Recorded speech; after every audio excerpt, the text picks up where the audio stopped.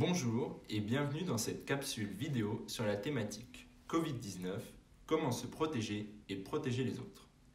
Les objectifs de cette vidéo sont d'aborder avec vous différentes actions de prévention dans votre vie quotidienne afin de vous protéger contre le virus du Covid-19 et protéger votre entourage. Ensemble, nous allons aborder point par point les différentes mesures que vous pouvez mettre en place. Débutons par les gestes à adopter à l'extérieur de chez moi pour diminuer la transmission du virus et le risque de contamination. Le lavage des mains est une mesure essentielle.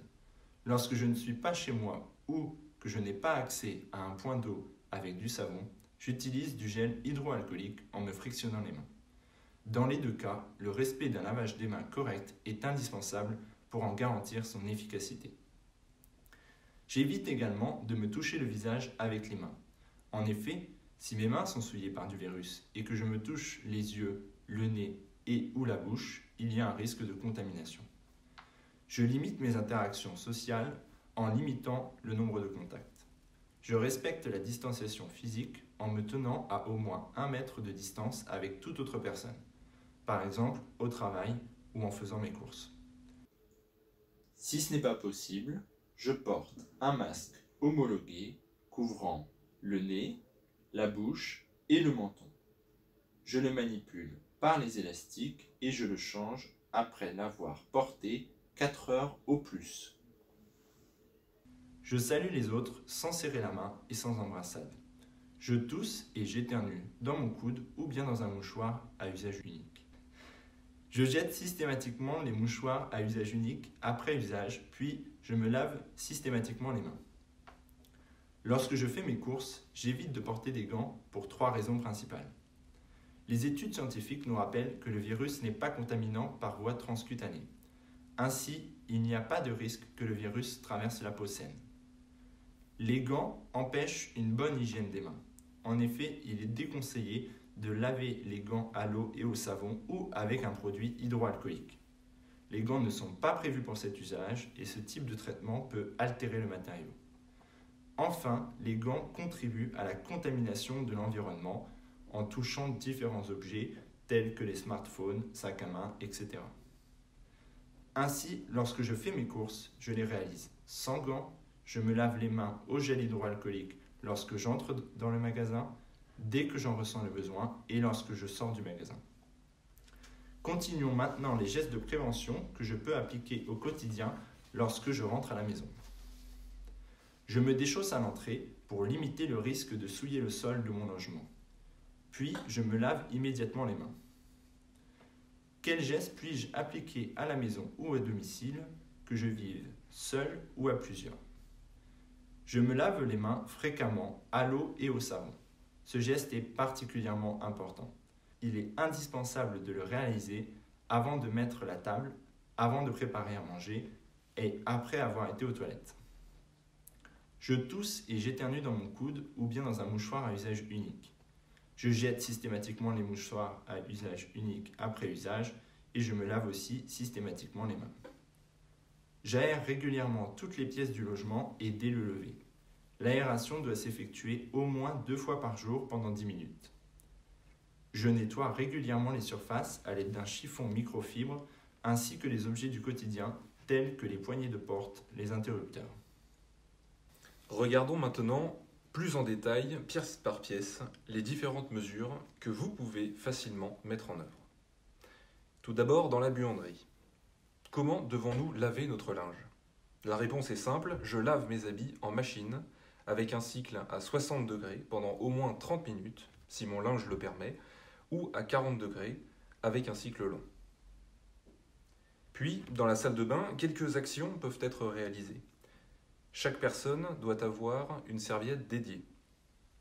Je n'utilise que ma brosse à dents et je la range de façon à ce qu'elle n'entre pas en contact avec d'autres brosses à dents du foyer.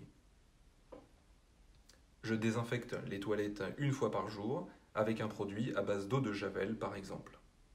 Attention concernant son utilisation, lisez attentivement les recommandations du fabricant inscrites sur l'étiquette du produit et stockez-le hors de la portée des enfants.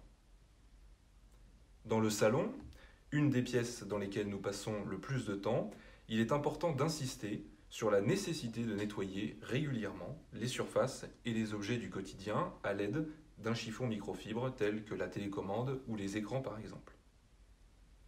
Dans la chambre, je change et je lave les draps régulièrement et j'aère la chambre dès le lever pendant au moins 10 minutes.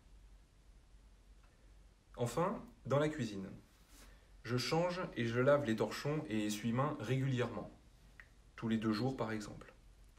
Je privilégie l'usage du lave-vaisselle ou bien je réalise la vaisselle à la main avec de l'eau bien chaude. Concernant les courses, et plus particulièrement le rangement de celles-ci, nous allons vous fournir quelques étapes à respecter. Tout d'abord, je pose les sacs au sol dans un espace propre. J'évite de les poser sur une surface telle qu'une table ou un plan de travail que nous touchons fréquemment.